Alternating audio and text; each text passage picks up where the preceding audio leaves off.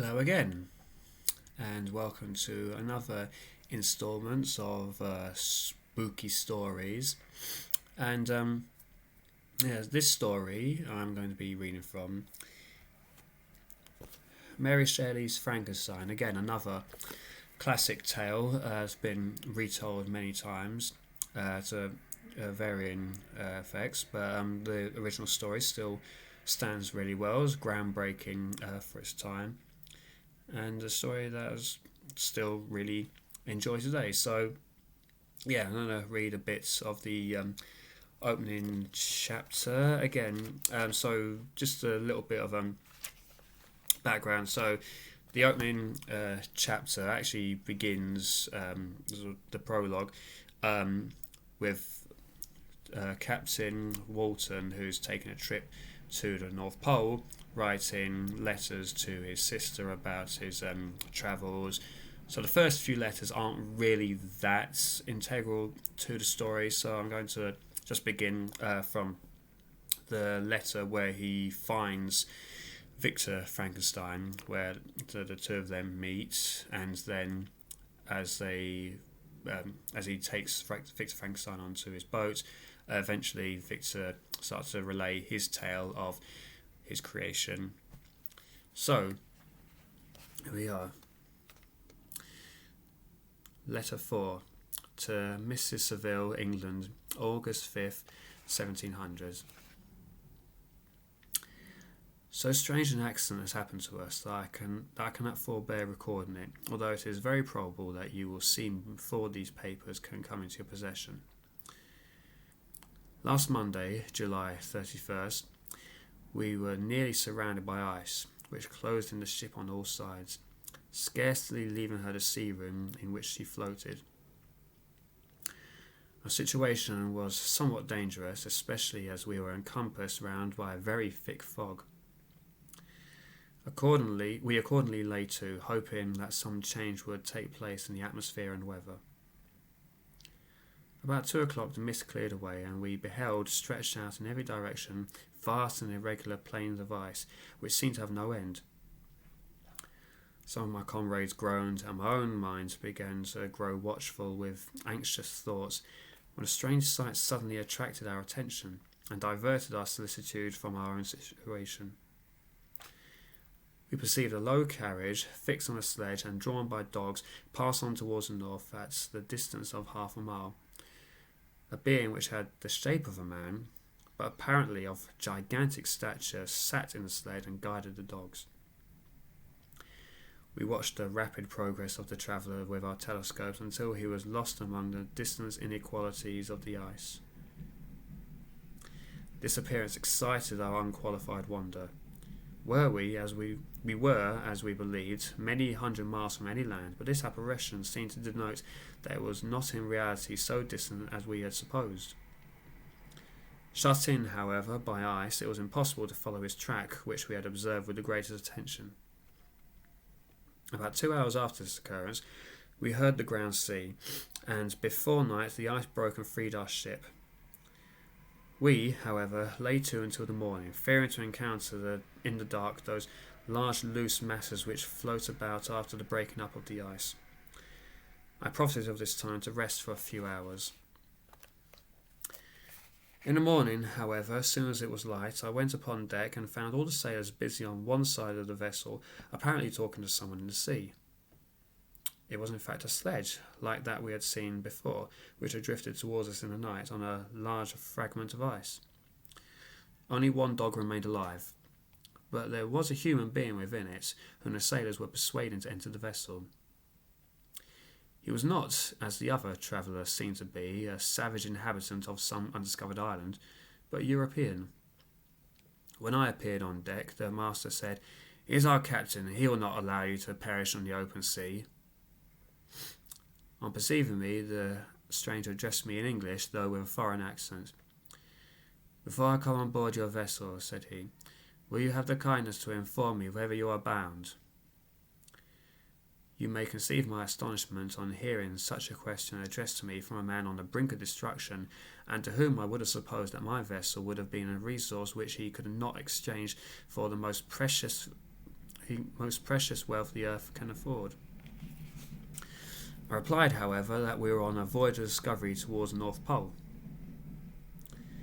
Upon hearing this, he appeared satisfied and consented to come on board. Good God, Margaret, if you had seen the man who had thus capitulated for his safety, your surprise would have been boundless. His limbs were nearly frozen, and his body dreadfully emaciated by fatigue and suffering. I never saw a man in so wretched a condition. We attempted to carry him into the cabin, but as soon as he had quitted the fresh air, he fainted. We accordingly brought him back to the deck and restored him to animation by rubbing him with brandy and forcing him to swallow a small quantity. As soon as he showed signs of life, we wrapped him up in blankets and placed him near the chimney of the kitchen stove. By slow degrees he recovered and ate a little soup, which restored him wonderfully. 2 days passed in this manner before he was able to speak, and I often feared that his suffering had deprived him of understanding. When he had in some measure recovered, I removed him to my own cabin and attended on him as much as my duty would permit. I never saw a more interesting creature. His eyes have generally an expression of wildness and even madness, but there are moments when, if anyone performs an act of kindness towards him or does him any of the most trifling service, his whole countenance is lit up, as it were, with a beam of benevolence and sweetness that I never saw equalled. But he is generally melancholy and despairing, and sometimes he gnashes his teeth as if impatient of the weight of woes that oppresses him. When my guest was a little recovered, I had great trouble to keep off the men who wished to ask him 1,000 questions, but I would not allow him to be tormented by their idle curiosity, in a state of body and mind whose restoration evidently depended upon entire repose. Once, however, the lieutenant asked why he had come so far upon the ice in so strange a vehicle. His countenance instantly assumed an aspect of the deepest gloom, and he replied, "To seek one who fled from me." "And did the man whom you pursued travel in the same fashion?" "Yes." "Then I fancy we have seen him, for the day before we picked you up we saw some dogs drawing a sledge where a man is across the ice." This aroused the stranger's attention, and he asked a multitude of questions concerning the route which the demon, as he called him, had pursued. Soon after, when he was alone with me, he said, "I have doubtless excited your curiosity, as well as that of these good people, but you are too considerate to make inquiries. Certainly it would indeed be very impertinent and inhuman in me to trouble you with any inquisitiveness of mine. And yet you rescued me from a strange and perilous situation. You have benevolently restored me to life." Soon after this he inquired if I thought that the breaking up of the ice had destroyed the other sledge. I replied that I could not answer with any degree of certainty, for the ice had not broken until near midnight, and the traveller might have arrived at a place of safety before that time, but of this I could not judge. From this time a new spirit of life animated the decaying frame of the stranger. He manifested the greatest eagerness to be upon deck, to watch for the sledge which before had appeared, but I have persuaded him to remain in the cabin, for he is far too weak to sustain the rawness of the atmosphere. I have promised that someone should watch for him, and give him instant notice if any object should appear in sight. Such is my journal of what relates to this strange occurrence up to the present day. The stranger has gradually improved in health, but is very silent and appears uneasy when anyone except myself enters his cabin. Yet his manners are so conciliating and gentle that the sailors are all interested in him, although they have had very little communication with him. For my own part, I begin to love him as a brother, and his constant and deep grief fills me with sympathy and compassion. He must have been a noble creature in his better days, being even now in wreck so attractive and amiable. I said in one of my letters to my dear Margaret that I should find no friend on the wide ocean, and yet I have found a man who, before his spirit had been broken by misery, I should have been happy to have possessed as the brother of my heart. I shall continue my journal concerning the stranger at intervals, should I have any fresh incidents to record. 13th August. My affection for my guest increases every day. He excites at once my admiration and my pity to an astonishing degree. How can I see so noble a creature destroyed by misery without feeling the most poignant grief? He He is so gentle, yet so wise. His mind is so cultivated, and when he speaks, although his words are cold with the choicest art, yet they flow with rapidity and unparalleled eloquence. He is now much recovered from his illness, and is continually on the deck, apparently watching for the sledge that preceded his own. Yet, although unhappy, he is not so utterly occupied by his own misery, but that he interests himself deeply in the projects of others.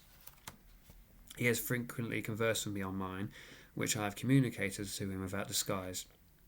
He entered attentively into all my arguments in favour of my eventual success, and to every minute detail of the measures which I had taken to secure it. I was so easily led by the sympathy which he evinced to use the language of my heart, to give utterance to the burning ardour of my soul, and to say, with all the fervour that warmed me, how gladly I would sacrifice my fortune, my existence, my every hope to the furtherance of my enterprise. One man's life or death were but a small price to pay for the acquirement of the knowledge which I sought, for the dominion which I should acquire and transmit over the elemental foes of our race. As I spoke, a dark gloom spread over my listener's countenance. At first I perceived that he tried to suppress his emotion. He placed his hands before his eyes, and my voice quivered and failed me as I beheld the tears trickle fast from between his fingers. A groan burst from his heaving breast. I paused at last. He spoke in broken accents. Unhappy man, do you share my madness? Have you drunk also of the intoxicating draught? Hear me. Let me reveal my tale, and you will dash the cup from your lips. Such words, you may imagine, strongly excited my curiosity, but the paroxysm of grief that seized the stranger overcame his weakened powers, and many hours of repose and tranquil conversation were necessary to restore his composure. Having conquered the violence of his feelings, he appeared to despise himself for being the slave of passion, and quelling the dark tyranny of despair, he led me again to converse concerning myself personally. He asked the history of my earlier years. The tale was quickly told, but it awakened various trains of reflection. I spoke of my desire of finding a friend, of my thirst for more intimate sympathy with fellow minds than had ever fallen to my lot, and expressed my conviction that a man could boast of little happiness who did not enjoy this blessing. I agree with you, replied the stranger. We are unfashioned creatures, but half made up, if one wiser, better, dearer than ourselves. Such a friend ought to be. Do not lend his aid to perfectionate our weak and faulty natures. I once had a friend, the most noble of human creatures, and I am entitled therefore to judge respecting friendship. You have hope, and the world before you. You have no cause for despair. But I have lost everything, and cannot begin life anew. As he said this, his countenance became expressive of a calm, settled grief that touched me to the heart. He was silent, and presently retired to his cabin. Even broken in spirit as he is, no one can feel more deeply than he does the beauties of nature. The starry sky, the sea, and every sight afforded by these wonderful regions seems still to have the power of elevating his soul from earth. Such a man has a double existence. He may suffer misery and be overwhelmed by disappointments, yet when he has retired into himself, he will be like a celestial spirit that has a halo around him, within whose circle no grief or folly ventures. Will you smile at an enthusiasm I expressed concerning this divine wanderer? You would not if you saw him. You have been tutored and refined by books and retirement from the world, and you are therefore somewhat fastidious. But this only renders you the more fit to appreciate the extraordinary merits of this wonderful man. Sometimes I have endeavoured to discover what quality it is which he possesses that elevates him so immeasurably above any other person I ever knew. I believe it to be an intuitive discernment, a quick but never failing power of judgment, a penetration into the cause of things unequal for clearness and precision. Add to this a facility of expression and a voice whose varied intonations are soul-subduing music. 19th August. Yesterday the stranger said to me, You may easily perceive, Captain Walton, that I have suffered great and unparalleled misfortunes. I had determined at one time that the memory of these evils should die with me, but you have won me to alter my determination. You seek for knowledge and wisdom, as I once did, and I ardently hope that the gratification of your wishes may not be a serpent to sting you as mine has been. I do not know that the relation of my disasters will be useful to you, yet when I reflect that you are pursuing the same course, exposing yourselves to the same dangers which have rendered me what I am, I imagine that you may deduce an apt moral from my tale, one that may direct you if you succeed in your undertaking, and console you in case of failure. Prepare to hear of occurrences which are unusually deemed marvellous. Were we among the tamer scenes of nature, I might fear to encounter your unbelief, perhaps your ridicule, but many things will appear possible in these wild and mysterious regions, which will provoke the laughter of those unacquainted with the ever-varied powers of nature. Nor can I doubt but that my tale conveys in its series internal evidence of the truth of the events with which it is composed.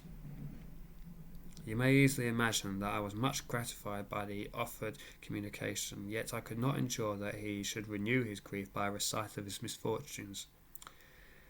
I felt the greatest eagerness to hear the promised narrative, partly from curiosity and partly from a strong desire to ameliorate his fate, if it were in my power. I expressed these feelings in my answer. "Thank you," he replied, "for your sympathy, but it is useless. My fate is nearly fulfilled. I wait but for one event, and then I shall repose in peace. I understand your feeling," he continued, perceiving that I wished to interrupt him. "But you are mistaken, my friend. If thus you will allow me to name you, nothing can alter my destiny. Listen to my history, and then you will perceive how irrevocably it is determined." He then told me that he would commence his narrative the next day when I should be at leisure. This promise drew from me the warmest thanks. I have resolved every night, when I am not imperatively occupied by my duties, to record as nearly as possible in his own words what he has relayed during the day. If I should be engaged, I will at least make notes. This manuscript will doubtless afford you the greatest pleasure, but to me, who know him, and who hear it from his own lips, with what interest and sympathy shall I read it in some future day? Even now, as I commence my task, his full-toned voice swells in my ears, his lustrous eyes dwell on me with all their melancholy sweetness. I see his thin hand raised in animation, while the lineaments of his face are irradiated by the soul within. Strange and harrowing must be his story, frightful the storm which embraced the gallant vessel on its course and wrecked it thus. And there you have the opening prologue to Frankenstein by Mary Shelley. Hope you enjoy, and I'll see if there are any other similar tales which may be of use for the content. Cheerio.